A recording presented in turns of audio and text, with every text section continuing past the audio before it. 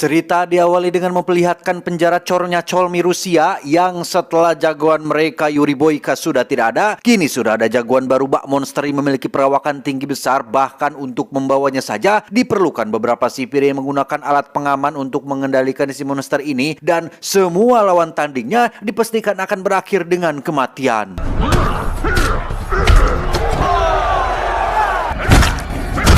Dan inilah Brahma Kumbara. Loh, dan inilah Boyka Undisputed. Kisah masih akan berfokus pada sosok petarung paling lengkap di dunia. Siapa lagi jika bukan Yuri Boyka yang setelah meraih kebebasannya berkat bantuan Gaga si bos mafia, Boyka masih menggeluti bidang yang sama, yaitu gelut. Bedanya, ia tidak lagi bertarung di atas ring penjara, melainkan bertarung di atas ring resmi meskipun masih dalam kelas atau partai-partai yang masih kecil.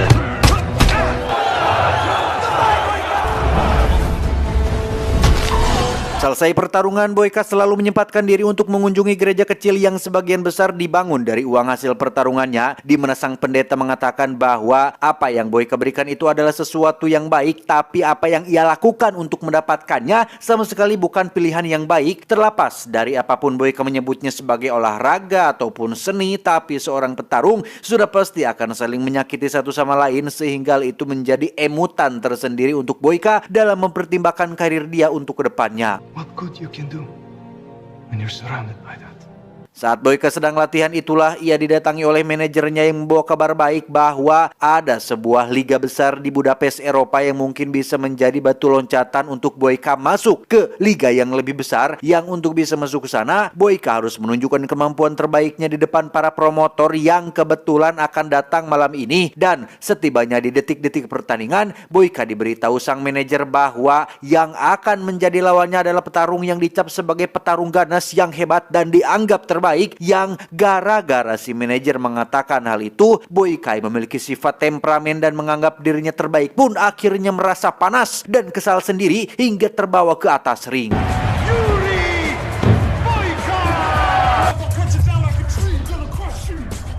Dia bernama Victor, seorang petarung yang sama-sama berasal dari Rusia dan juga memiliki keinginan untuk masuk dalam liga besar, tapi nampaknya kemampuannya masih jauh di bawah Boyka sehingga berkali-kali ia bangkit. Boyka selalu berhasil menjatuhkannya, dan terlihat jika sosok petarung bernama Victor ini nampaknya terlalu memaksakan diri sehingga Boyka yang sejak awal sudah dipanas-panasi oleh si manajer pun seolah ingin menunjukkan keganasannya dengan tidak merasa ragu untuk memberikan serangan-serangan mematikannya.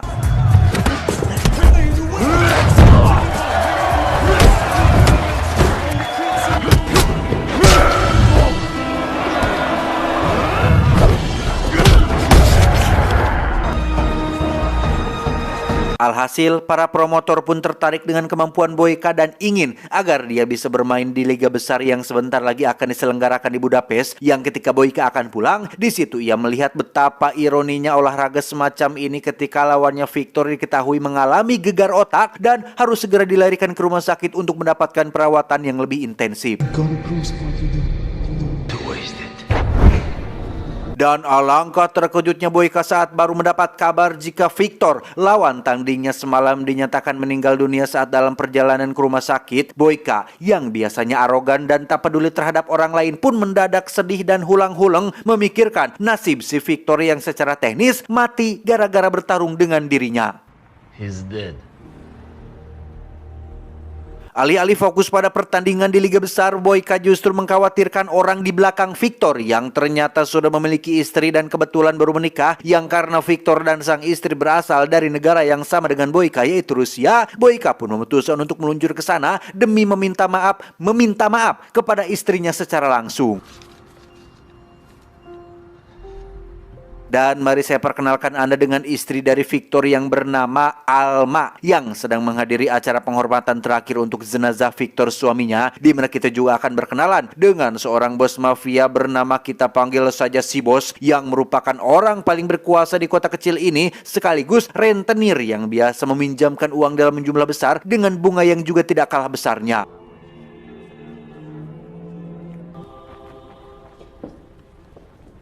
Sudah jatuh tertimpa tangga, itulah yang Alma alami saat ini. Victor, sang suami, ternyata punya hutang yang sangat banyak kepada si bos ini, entah dipakai untuk judi online atau mendukung partai yang menjadi pilihannya. Alma yang masih hidup pun harus menanggung hutang-hutang tersebut yang karena tidak mungkin melunasinya hanya dengan mengandalkan profesinya sebagai guru taman kanak-kanak. Alma pun terpaksa menerima tawaran si bos untuk bekerja di klub miliknya sampai semua hutangnya dinyatakan lunas.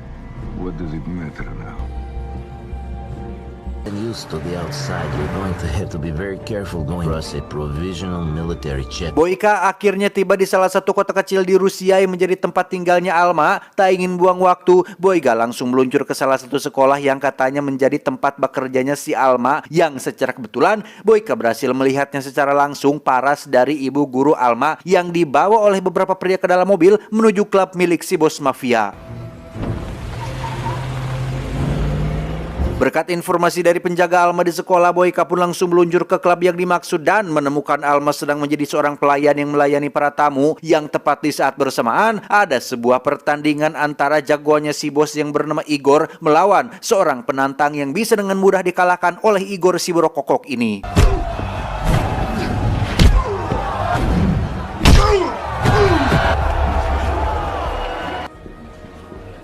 Tepat saat Boyka menemui Alma dan memintanya untuk bicara empat mata, si bos yang terus mengawasi layar monitor CCTV pun memerintahkan anak buahnya untuk mengusir Boyka dari klub ini, yang ketika mereka memaksanya keluar dengan cara yang kurang sopan santun dan tidak punten-punten acan, Boyka yang arogan dan mudah terpancing emosi pun langsung bertindak dan...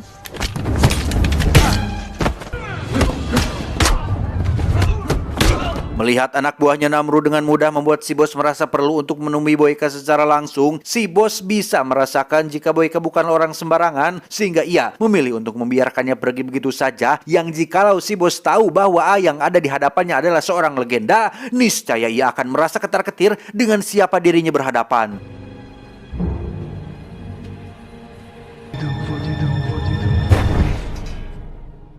Keesokan paginya, Boyka yang terus dihantui mimpi buruk pun memutuskan untuk menemui Alma di sekolah. Di situ sudah ada seorang penjaga suruhan si bos yang ditugaskan untuk mengawasi Alma dan sempat melarang Boyka untuk masuk tanpa tahu jika orang yang dicegatnya itu adalah seseorang yang sangat pemarah dan bisa menjatuhkannya dalam satu kali pukulan saja.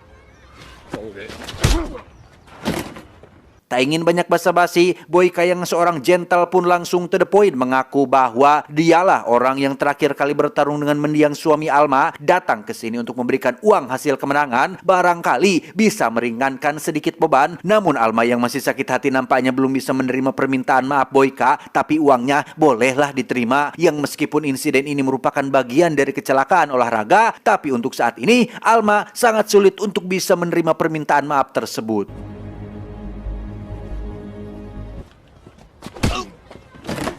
Beralih ke si bos yang sedang mengobrol dengan ajudannya, ia merasa jika laga tarung di klub miliknya ini makin lama makin membosankan, gak ada gregetnya, tidak ada hiburannya, perlu seorang petarung yang bisa memberikan adrenalin sekaligus menciptakan sebuah atmosfer yang membuat para penonton ingin lebih banyak memasang taruhannya. Dan ya, keinginan si bos langsung diijabah saat itu juga oleh kemunculan Boyka yang datang untuk menawarkan dirinya sebagai petarung yang akan bertanding di atas ring, di mana Boyka bersedia bertarung sebanyak 3 kali pertandingan dengan satu syarat, hutang Alma dianggap lunas dan tak ada lagi ikatan apapun dengan si bos ini. Setelah keduanya sepakat dan Boyka langsung pergi untuk latihan, ajudan si bos pun bertanya tentang alasan kenapa si bos menerima kesepakatan tersebut. Memangnya dia siapa, Dunungan? Kenapa engkau menerima kesepakatan itu? Si bos pun langsung menjawab, apa kau tidak tahu orang yang sudah menghajarmu itu adalah seorang legenda penjara yang dijuluki sebagai petarung paling lengkap di dunia. Dari informasi sumber yang terpercaya, si bos sudah bisa memastikan jika itu adalah Yuri Boyka. 3 kali dia bertarung di atas ringnya, si bos sudah pasti akan mendapatkan untung besar dan menarik lebih banyak pengunjung untuk menonton laga tanding fenomenal tersebut. Slava, Don't you know who Yuri Boyka is? Kembali ke Boyka yang ujug-ujug didatangi Alma, bertanya kenapa engkau bertarung untuk melunasi hutangku yang tak terkira. Boyka menjawab, ini bukan tentang hutangmu atau cari perhatian semata. Aku bertarung untuk diriku sendiri, demi untuk menebus dosa-dosaku yang tak terhingga, yang jikalau engkau keberatan, terserah. Yang jelas, itikat baikku ini pastinya tidak akan sia-sia. Karena tidak tahu di mana tempat latihan yang bagus, Boyka pun mendatangi sebuah boxing club dekat warung Pak Agus. Baru saja memukul samsak dengan sangat fokus, muncullah seorang petarung amatir yang langsung ngabangus, petantang petenteng melarang Boyka dengan cara yang kurang halus, sehingga jangan salahkan Mas Firdaus apabila dia langsung tumbang dan harus diinfus. Singkat cerita, tibalah malam yang dinanti-nanti. Boyka akan melawan seorang petarung yang dikenal tak punya rasa simpati. Boyka yang dulu dikenal arogan kini menjadi seorang pribadi yang selalu mawas diri. Alih-alih bertarung secara brutal dan tak takut mati, Boyka lebih banyak introspeksi dan terkesan sangat hati-hati.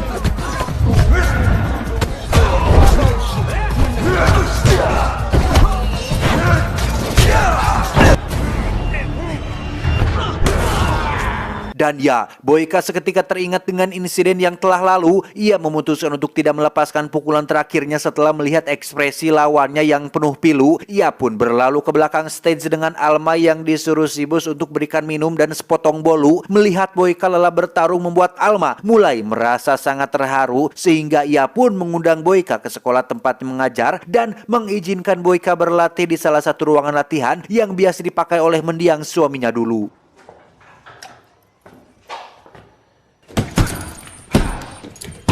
Saat Boyka sedang mengambil air minum itulah ada Alma yang sedang duduk di ruangannya sendirian. Karena guru-guru yang lain sudah pada pulang duluan, alih-alih akan terjadi drama atau momen adegan dewasa saat suasana sedang sepi atau muncul benih-benih asmara yang terjadi secara tak sengaja, Boyka bukanlah tipikal pria yang penuh drama dan cinta-cinta. Ia tidak pernah merusak nama baiknya sebagai seorang petarung karena seorang laki-laki sejati tidak butuh dukungan hal-hal yang tidak beradab dan sangat menghargai perempuan layaknya ia menghargai dirinya sendiri.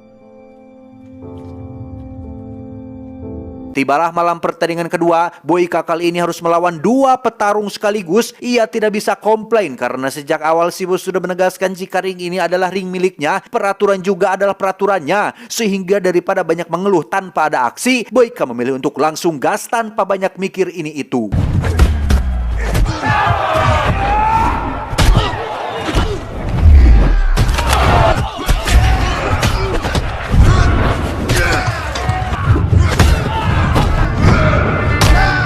Dan ya, sungguh luar biasa Boyka berhasil menumbangkan dua petarung bersaudara itu dan meraih kemenangan. Sekaligus teriakan para penonton yang membuat si bos merasa jika Boyka ini terlalu kuat untuk petarung-petarung kroconya. Yang alhasil, ia pun memanggil wakil kepala penjara Cornya Colmi, memberikannya beberapa gepok uang untuk bisa membawa si petarung monster keluar dari penjara dan bertarung dengan Boyka di atas ring tersebut. Kembali ke Boyka yang setelah pertarungan tadi langsung melakukan latihan sehingga membuat Alma menjadi kasihan dan memutuskan untuk membuat obat oles untuk mengobati luka-lukanya yang karena tidak mungkin melakukannya sendiri. Alma pun menawarkan diri untuk membantu mengoleskannya yang lagi terciptalah suasana yang berpotensi membuat keduanya hilap dan berbuat maksiat. Namun Boyka yang memiliki iman kuat dan tak mudah sangean pun menyuruh Alma untuk pergi saja, biarkan saya saja yang melakukannya sendiri.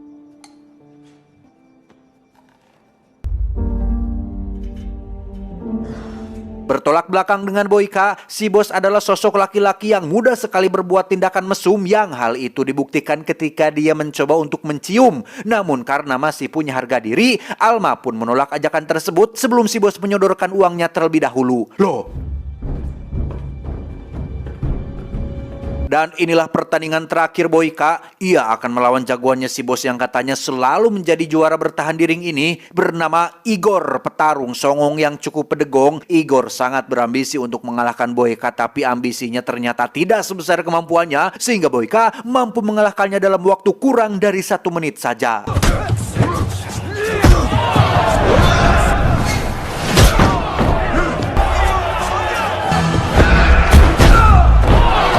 Melihat Boyka menang, Alma pun tersenyum bahagia seolah melihat kemenangan yang diraih oleh mendiang suaminya sendiri. Dan tepat saat Boyka akan berkemas dan pergi ke Budapest, si bos pun tiba-tiba muncul dan mengatakan jika pertandingan belumlah selesai, Boyka masih harus melakukan satu pertarungan lagi dengan melawan jagoan aslinya yang jika Boyka menolak melakukannya, maka kesepakatannya dianggap batal.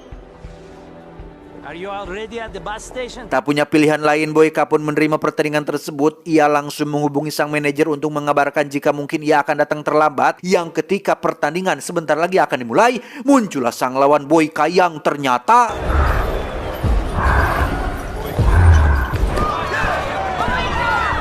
ya, dia bernama Cosmar, sosok petarung yang memiliki perawakan seperti monster. Dengan stamina yang sudah terkuras di pertarungan sebelumnya, Boyka jelas nampak kewalahan, bahkan setiap serangan yang dilayangkan seolah tak mempan terhadap sosok si Cosmar ini.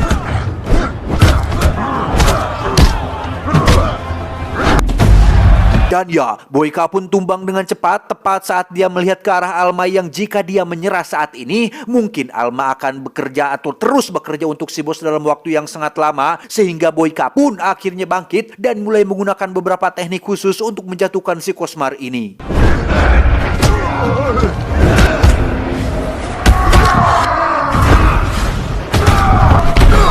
Pada akhirnya, Boyka, sang petarung paling lengkap di dunia, berhasil mengalahkan Cosmar si monster. Namun masalahnya sekarang adalah Alma dibawa paksa oleh si bos tepat saat para penjaga diperintahkan untuk memukulinya dan untuk kesekian kalinya, Boyka pun tumbang dengan melihat Alma yang masih belum meraih kebebasannya, sehingga dengan kekuatan bulan dan protein laktosa yang tertanam dalam dirinya, Boyka pun bangkit dan menghajar para penjaga dengan penuh kebrutalan.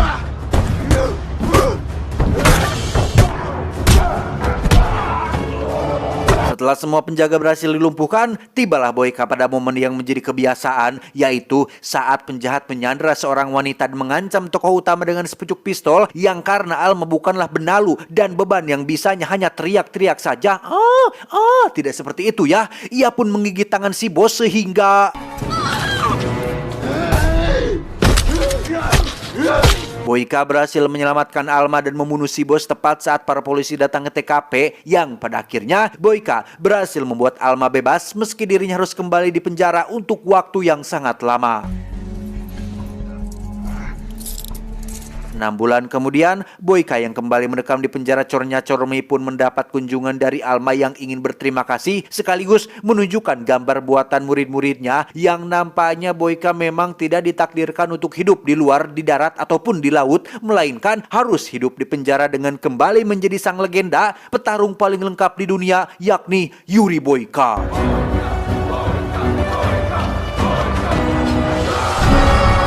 Tamat, ending yang cukup memboykakan. Selesai sudah serial Undisputed dan sampai saat ini belum ada kabar tentang kelanjutan apakah sosok Boyka akan kembali meramaikan hasanah dunia pergelutan atau tidak. Tapi yang jelas sosok Boyka memang sangat fenomenal dan susah dilupakan, sehingga pesan yang bisa kita ambil dari film ini adalah berjalanlah sejauh mungkin untuk menghindari perkelahian, tapi ketika ada seseorang yang Noel duluan, jangan pernah mundur sedikit pun. Saya John mewakili orang-orang brutal yang memilih untuk diam mengucapkan terima kasih dan sampai jumpa di video selanjutnya. Adios. Paha mulus, sapi lamosin. Cuau, cuau, cuau.